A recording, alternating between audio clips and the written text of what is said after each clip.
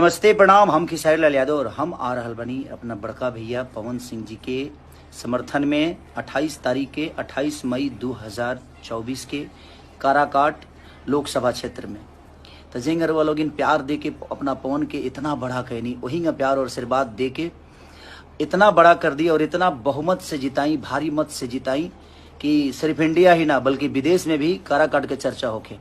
ऐसा लागत है जो काराकाट में ही चुनाव होता, पूरा इंडिया में होता जरूर लेकिन लागत है काराकाट में ही एगो खाली चुनाव होता।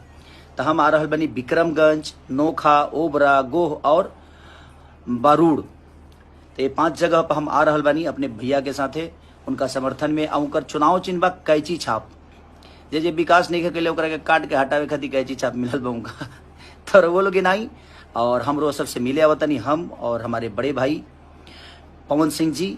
और बस आप लोग का प्यार जिसके साथ है वो दुनिया का सबसे बड़ा आदमी है, बस यही कहना चाहता हूं। तो जिस तरह उनको संगीत में आप लोगों ने बड़ा किया, कला क्षेत्र में बड़ा किया, उसी तरह आप लोगों को अब उस आदमी को नेता भी बड़ा बनाना है ताकि आप सबके विकास के लिए काम करें।